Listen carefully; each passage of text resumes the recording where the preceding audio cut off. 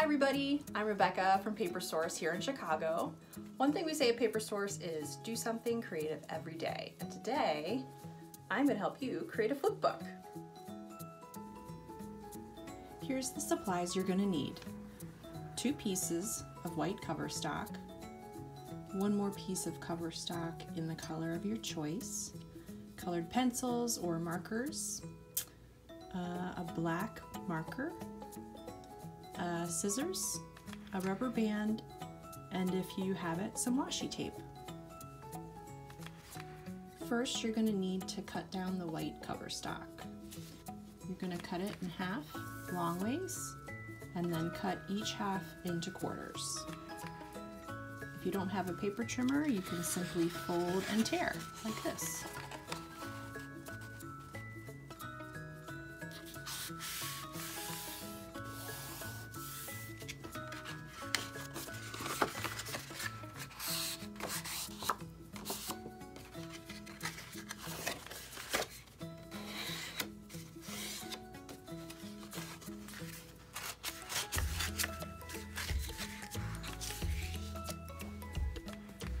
Now you can take each side and fold in half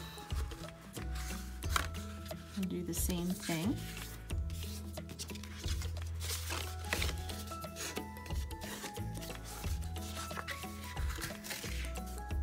And then fold each of these in half and tear those as well.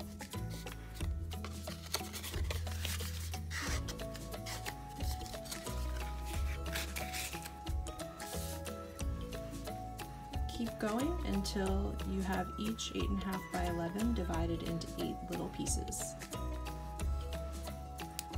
Once you have all of your pages, go ahead and draw your picture on your first page.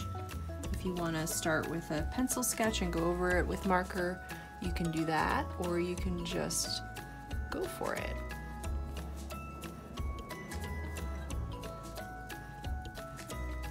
I'm drawing a flower pot, which is a really simple shape to draw, which can be helpful since you are going to be drawing a lot of them.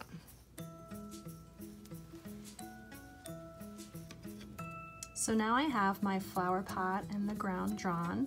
I'm going to go ahead and trace this onto all the other pages. So I've held this up to a sunny window. I'm going to layer the next page over top and go ahead and trace.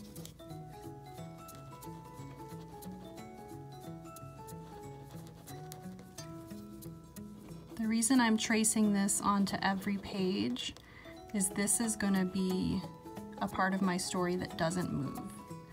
The pot and the ground will always be there, and all the other action will happen around it. So after I've traced this onto every page, I can go ahead and add all the action in. Now I've got all 16 pages filled with flower pots, and it's time to start adding the action to my flipbook. In this case, I'm going to make the action seeds being planted and a flower blooming. I've taken my second page and I've added the very first step in that action, which is the seed packet coming into the frame. So with each action, you want to draw it in tiny little increments so you see a progression across the book.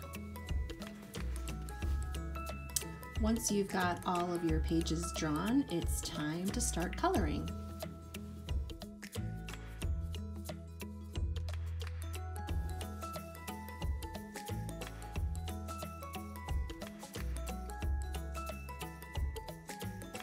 Once you have all your pages colored in, it is time to cut a notch in the spine area. That's going to help us keep the flipbook together when we flip it. You'll notice that I didn't draw over here because that part's going to be fastened together and you won't see that part of the page. So I'm just going to use a ruler to mark with pencil. And this doesn't have to be exact, but you do want the notch to be at the same place roughly at the top and bottom. So I'm doing some pencil marks to guide me, and then I'm just cutting a little V shape, just 2 little snips on each part. And then I repeat that there.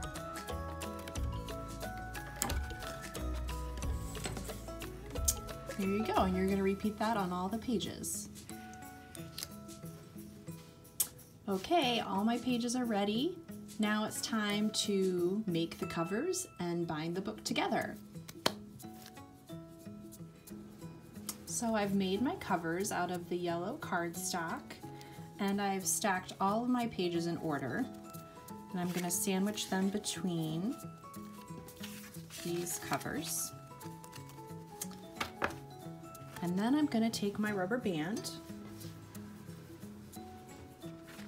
and wrap it around this notch.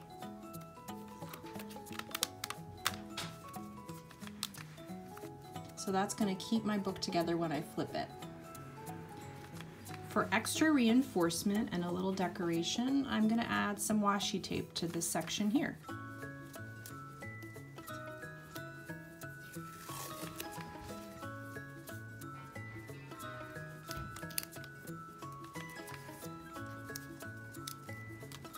And I'm going to wrap it around, and I'll probably do a couple of layers.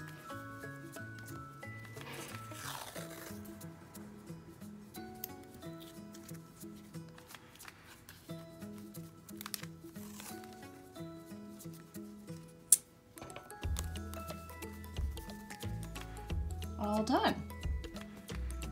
Now it's ready to flip.